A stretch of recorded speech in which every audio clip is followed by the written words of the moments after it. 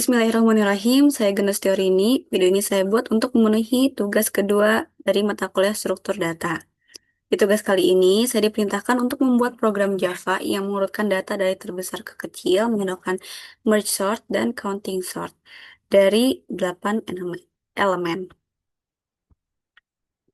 Jadi kita mulai dulu saja. Pertama-tama kita eh, buat dulu terlebih dahulu fungsi dari merge sortnya dulu. Jadi ini tuh untuk pembagian array secara rekursif. Kita masukkan dulu.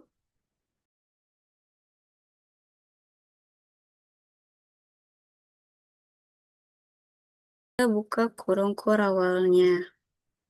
Setelah ini kita lanjut akan membuat kondisi dasarnya dulu. Kondisi dasar tuh kayak jika left kurang dari right, berarti arraynya itu punya lebih dari satu elemen. Jadi kita masukkan dulu. Selanjutnya, setelah ini kita menentukan titik tengahnya untuk membagi array. Kita tentukan titik tengahnya dengan cara memasukkannya dulu integer mid-nya. Integer mid itu kita bisa tahu dengan cara yang left-nya ini ditambah right. Ditambah right, lalu dibagi 2 seperti ini. Lanjut, ini kita belum beres, kita lanjut dengan rekursi untuk bagian kirinya ya. Kita rekursi. Nah, ini tuh kenapa ditambah 1? Jadi kan mid tuh udah masuk ke bagian kiri kan. Jadi bagian kanan tuh harus mulai dari elemen setelah mid, yaitu mid tambah 1. Makanya di sini kita masukkan mid tambah 1 untuk rekursi bagian kanan. Setelah kita menentukan titik tengah, rekursi bagian kiri, bagian kanan, langkah selanjutnya yang harus kita lakukan adalah menggabungkan, maaf salah lagi, menggabungkan dua bagian yang sudah terurut ya.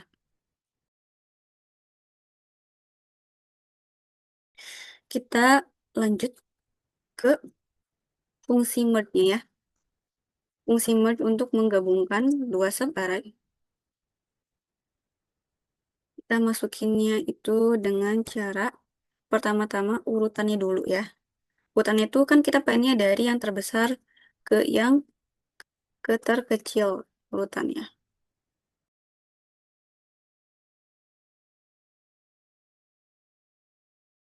Lalu di sini kita akan menghitung ukuran subarray-nya. Menghitung ukuran subarray. Jadi di sini tuh kiri bahkan kita tulis sebagai L dan kanan itu R atau right. Itu untuk menghitung berapa banyak elemen yang harus masuk ke array kiri dan array kanan sebelum proses merge-nya berlangsung ya. Nah, jadi ini tuh N1 tuh untuk menghitung jumlah elemen subarray kiri.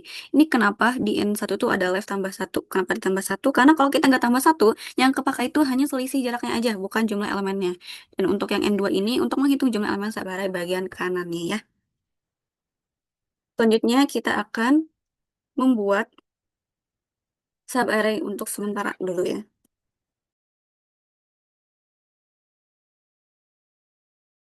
Sudah kita membuat subarray sementara, lalu kita menyalin data ke array sementaranya ya, ke L. Kita tulis kayak gini.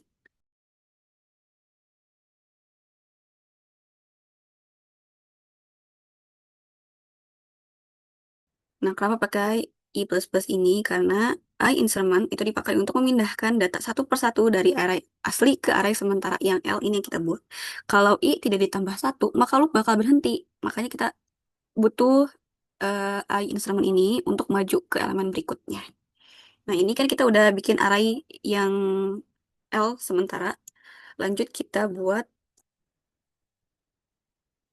yang untuk nyalin data ke array sementara yang R. Begini.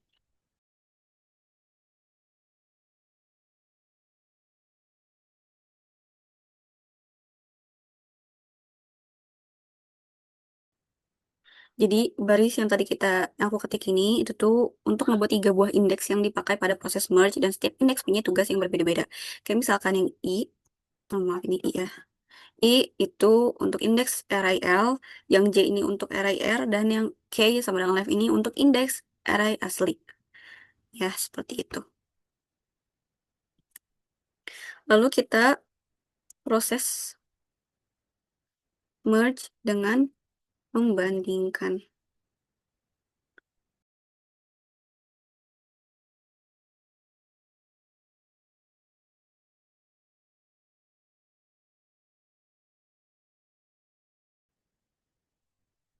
Jika elemen kiri itu lebih besar,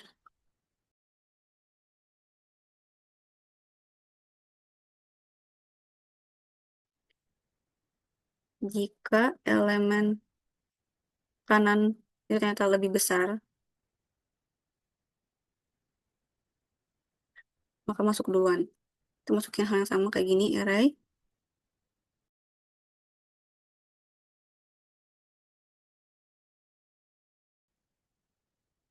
Itu kurung kayak gitu. Lalu kita masukkan K++. Itu kalau pindah ke posisi berikutnya di array utama. Lalu kita masukkan salinan sisa elemen DL, RL, jika masih ada ya.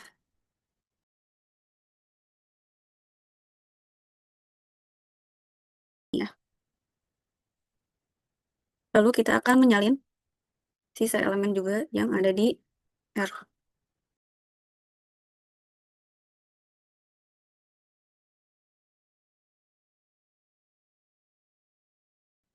Lalu kita masukkan fungsi main sebagai titik masuk programnya. Jadi kita udah buka kurung kurawalnya. Masukkan array minimal 8 elemen karena ini soalnya.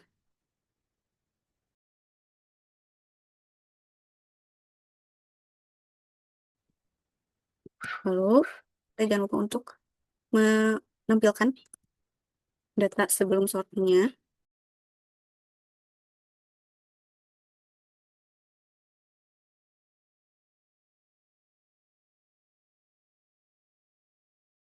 Lalu terakhir kita memanggil merge sortnya dengan parameter indeks awal dan akhir ya.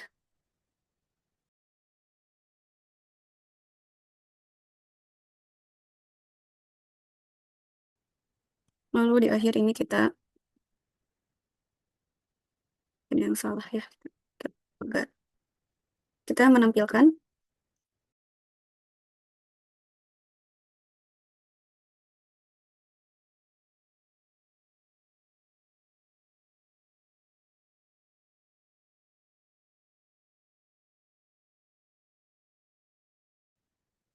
setelah itu kita lihat hasilnya di terminal, dapat hasilnya ya, data sebelum diurutkan itu ada 12 sampai 25 ini, lalu data setelah di merge sort descending dengan terbesar ke terkecil 30, 25, 22, 21, 20, 12, 11, 5. Seperti itu. Di nomor 2-nya ini juga sama, kita harus mengurutkan data terbesar ke terkecil menggunakan counting sortnya ya. Pertama-tama kita masukkan dulu fungsi untuk menjalankan counting sortnya.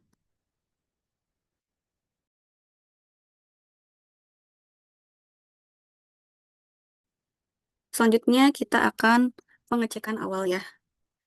Pengecekan awal ini tuh, jadi kalau misalnya array-nya kosong, itu nggak perlu diproses.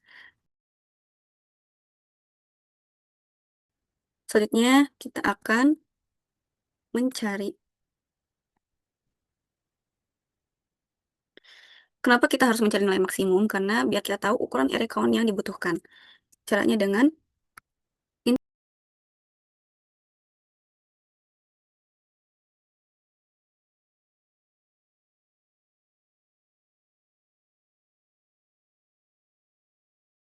lalu yang nomor 2, kita akan membuat array count-nya.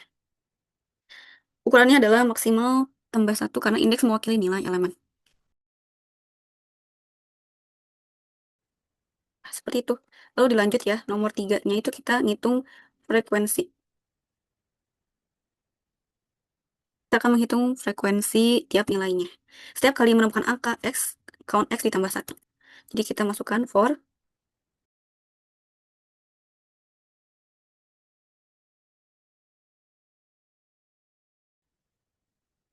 instrument titik 2 kayak gini, titik koma. Itu untuk menyimpan jumlah kemunculan elemennya.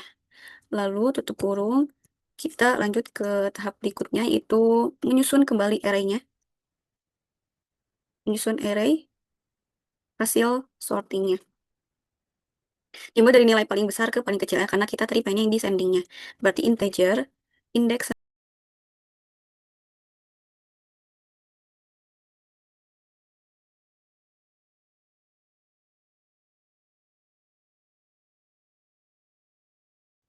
sama dengan sama dengan i ya, sama dengan i titik koma. Itu pindah ke indeks berikutnya ya. Kita masukkan angka i ke array hasil, lalu kita memasukkan eh, ke indeks berikutnya. Kita masukin ke indeks berikutnya seperti biasa, indeks instrumen kayak gini. Lalu kita kurangi frekuensinya. Count i titik koma kayak gini ya. Kita tutup kurungnya sampai ke yang 3 berarti. Lalu kita lanjut ke fungsi min-nya. Itu tempat program dijalankan ya. Di program yang tadi kita buat, kita masukkan di sini biar bisa dijalankan.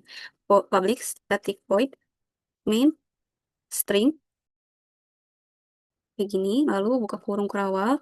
Kita akan mendefinisikan array berisi minimal 8 elemen. Kita masukin dulu.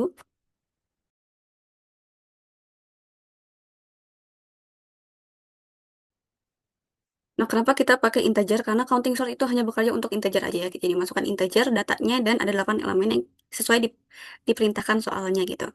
Nah, selanjutnya kita akan menampilkan data sebelum disorting. Itu caranya dengan sistem out.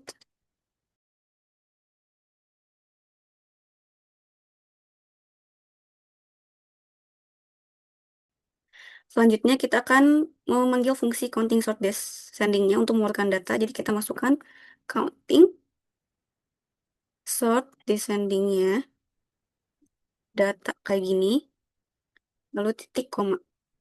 Lalu kita akan menampilkan hasil setelah diurutkan menurun dengan cara sistem print.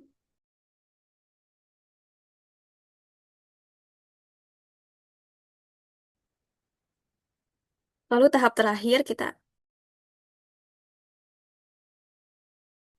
lalu kita coba jalankan. Ya, hasilnya ada di sini data sebelum disorting dan data setelah disorting descending-nya. Berurutan dari yang terbesar ke yang terkecil. Seperti itu tugas dua struktur data yang sudah saya kerjakan. Apabila apa yang saya kerjakan ini kurang tepat, mohon dikoreksi. Terima kasih. Wassalamualaikum warahmatullahi wabarakatuh.